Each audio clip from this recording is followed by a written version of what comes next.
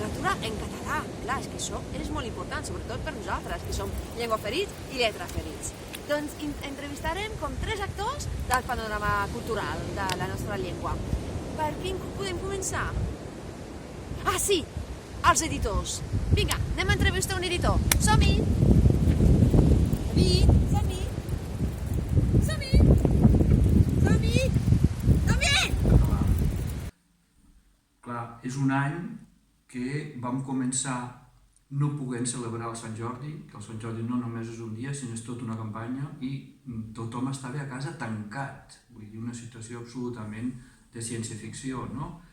I durant tot l'any, només 3 mesos hem treballat amb una certa normalitat, que ha estat doncs, el gener, el febrer i el setembre, on hi va haver una obertura i es van poder fer algunes fires. Nosaltres, per exemple, en un any normal fem 200 o més de 200 presentacions. Enguany no arribarem ni a 40. Això és un trencament amb el nostre públic lector difícil de superar. Sembla ser que les editorials grans, amb gran presència als mitjans i a les llibreries, no els ha anat malament del tot perquè la gent tancada a casa o sense poder anar de viatge ha revalorat la lectura, ha comprat els llibres que havia anunciat als mitjans i s'ha tornat a enamorar d'aquesta meravella que és la lectura. Però les editorials petites o mitjanes, que ens basem en la dinamització a través de presentacions i del contacte directe amb el lector, hem quedat més aviat colgades, una mica triturades, amb moltes dificultats per arribar al nostre públic, ja que tampoc hem pogut participar en les fires del llibre, atès que no s'han fet fires dels llibres, no? Només a començaments d'any i al setembre, com hem dit.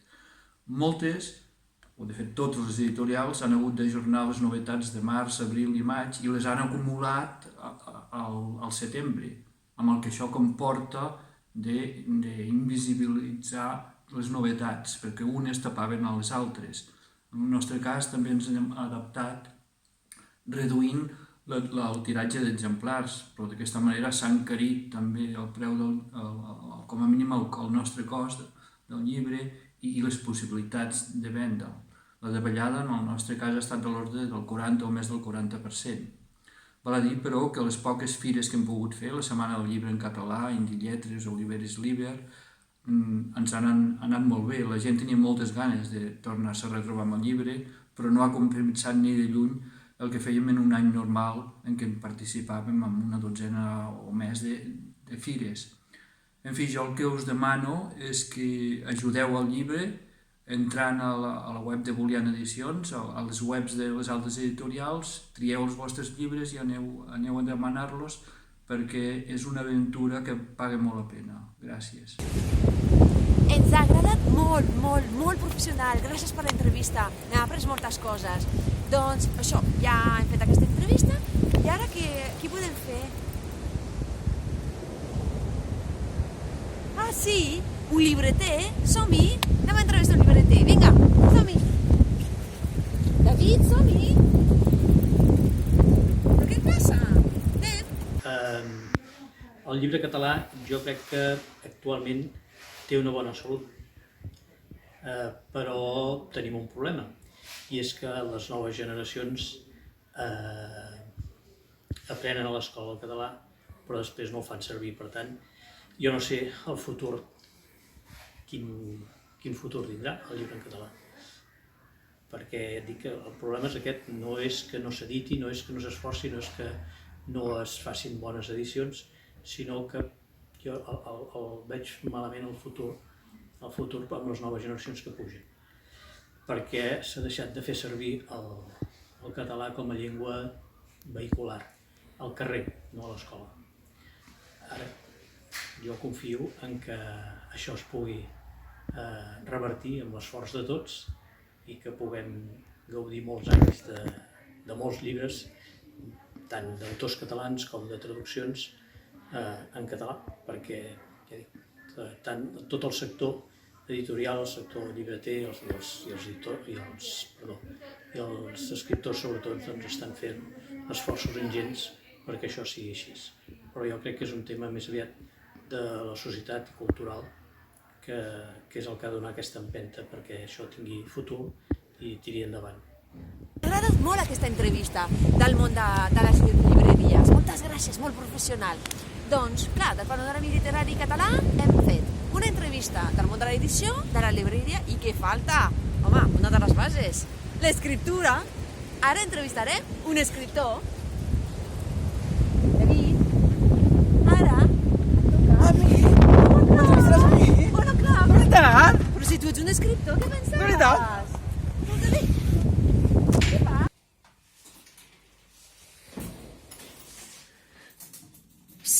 David, l'entrevista. Sí, és veritat. La literatura catalana, com la veig?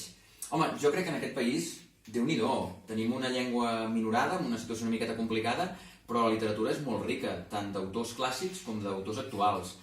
Sí que és cert que hi ha alguns autors, pocs, que són molt coneguts, i en canvi després hi ha moltíssims autors, centenars d'escriptors, que tenen moltes dificultats, evidentment, per arribar als mitjans de comunicació. Aleshores, jo el que animaria sempre és a descobrir nous autors, a llegir llibres d'escriptors que no coneguem. I no només novel·la, perquè sempre és el gènere que té més sortida, comercialment, però hi ha molts altres gèneres, des del teatre, la poesia, el conte, el gènere del conte, tan menys tingut, no sempre, conte per adults. Per tant, jo us recomanaria que no només descobríssiu autors nous, sinó també d'editorials, potser poc conegudes, independents, i que tractessin gèneres que no siguin els més habituals. Per mi, la literatura és la recerca de la bellesa a través de la paraula, i per tant és allò que enriqueix molt la llengua, no? I no només això, sinó que la literatura, per mi, també serveix com a eina de transformació social. La paraula possiblement és la principal eina que tenim per canviar el món. I a mi m'agrada, quan escric, que el lector reflexioni i desperti una mica el sentit crític, que ens faci volar en tots els sentits. I bé, si hem de parlar de la literatura, podem començar a dir moltes coses, no? Per exemple, i aquesta és la cosa 53.722 que us volia comentar, no? Però encara n'hi ha més, perquè de fet, quan parlem de literatura... David, perdona, és que s'ha fet de nit ja. És que ja hem de tancar ja l'entrevista. És que ja portem 3 hores, Ja, però quan haguem entrevistat tu també van ser unes quantes hores. D'acord, però tu el vas tallar el vídeo i està durant 2 minuts. Ha durat 2 minuts, o sigui... Home, evidentment. Sap greu, però clar.